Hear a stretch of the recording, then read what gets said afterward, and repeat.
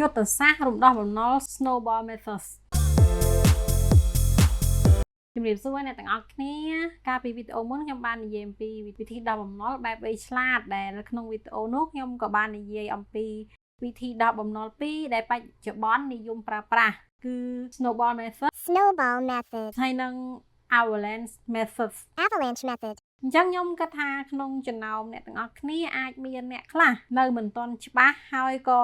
ចង់ដឹងច្បាស់ថាអ្វីជា Snowball Method អ្វីជា Avalanche Method អញ្ចឹងថ្ងៃនេះខ្ញុំនឹងលើកយកវិធីដោះបំណុលទី1 Snowball Method មកចែកម្លែកអ្នកទាំងអស់គ្នាសិនតាមជាពាក្យខ្មែរគឺយុទ្ធសាស្ត្របាក់ព្រិលវិធីនេះគឺជាវិធីមួយដែលផ្ដោតលើការបង្កើតកម្លាំងចិត្តតាមរយៈការដោះស្រាយបំណុលដែលតូចជាងគេមុនបង្អស់ដោយមិនបានខ្វល់ពីការប្រាក់ថាបំណុលនោះមានការប្រាក់ទាបឬខ្ពស់នោះទេគោលការណ៍នេះប្រៀបដូចជាការរមៀលដុំព្រិលចុះពីលើភ្នំវាចាប់ដើមពីដុំតូចមួយរួចក៏រីកធំទៅនឹងមានល្បឿនកាន់តែលឿននៅពេលដែលវាកាន់តែទៅមុខរបៀបអនុវត្តយុទ្ធសាស្ត្រនេះគឺទី1ត្រូវរាយបញ្ជីបំណុលអញ្ចឹងយើងសរសេរបំណុលទាំងអស់ដែលយើងមានតាមលំដាប់ពីចំនួនតិចបំផុតទៅចំនួនច្រើនបំផុតដោយមិនខ្វល់ពីការប្រាក់ទី2បន្ទាប់ពីយើងរាយបញ្ជីបំណុលទៅសេក្នុងกระดาษឬក៏សភៅនឹងហើយគឺយើងចាប់ផ្ដើមអនុវត្តគឺបង់ប្រាក់អបបរមាបន្តបង់ប្រាក់ដែលតិចបំផុតលើគ្រប់បំណុលទាំងអស់ដើម្បីកុំឲ្យខូចប្រវត្តិហិរញ្ញវត្ថុរបស់យើងលើគ្រប់បំណុលទាំងអស់ទៅឲ្យម្ចាស់បំណុលរបស់អ្នកឬធនាគារជារៀងរាល់ខែដើម្បីរក្សាស្ថានភាពបំណុលរបស់អ្នកឲ្យនៅល្អនិងដើម្បីជៀសវាងការផាកពិន័យផ្សេងទាំងអស់គ្នាកុំច្រឡំចំណុចនេះបើទាំងអស់គ្នា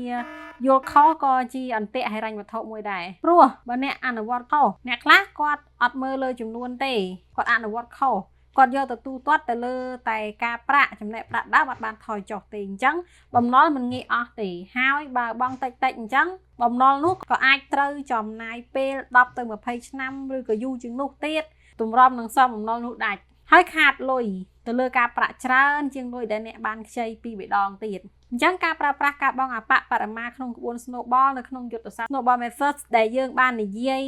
មុននេះគឺ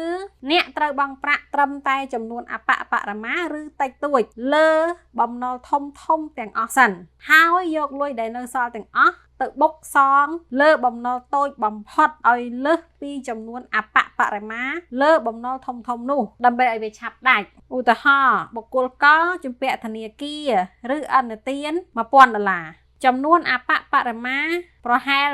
$25ក្នុងមួយខែនេះជាឧទាហរណ៍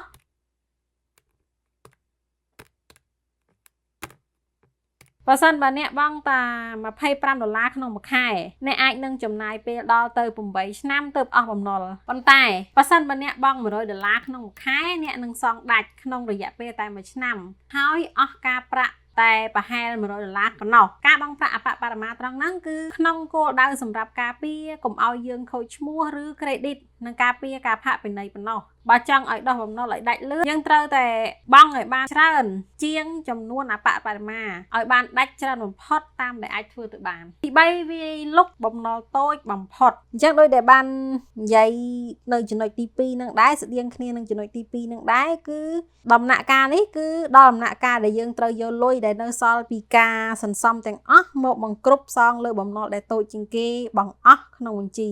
4បន្តទៅមុខដូចបាក់ព្រិលនៅពេលបំណុលតូចបំផុតនោះត្រូវបានសងដាច់អ្នកនឹងមានលុយសល់មួយចំណែកចូលយកលុយដែលធ្លាប់បង់លើបំណុលទី1នោះទៅបូកបន្ថែមជាមួយប្រាក់បង់ប្រចាំខែលើបំណុលទី2ដែលធំជាងមុនបន្តិចឬធំបន្ទាប់ទី5ធ្វើដដែលបន្តធ្វើបែបនេះរហូតដល់បំណុលធំចុងក្រោយត្រូវបានកម្ចាត់អស់សំណួរសួរថាហេតុអ្វីបានជាវាមានប្រសិទ្ធភាពទោះបីជាតាមបែបគណិតវិទ្យាវិធីនេះមិនបានសន្សំលុយការប្រាក់ច្រើនដោយវិធីមួយទៀត Avalanche Method ទេប៉ុន្តែវាមានចំណុចខ្លាំងលើចិត្តសាស្ត្រទី1ធ្វើឲ្យជោគជ័យឆាប់រហ័សធ្វើឲ្យអ្នកមានអារម្មណ៍ថាខ្លួនឯងពិតជាអាចធ្វើបាននៅពេលសងបំណុលមួយដាច់ក្នុងរយៈពេលខ្លីទី2នៅពេលឃើញបញ្ជីបំណុលកាន់តែតិចទៅ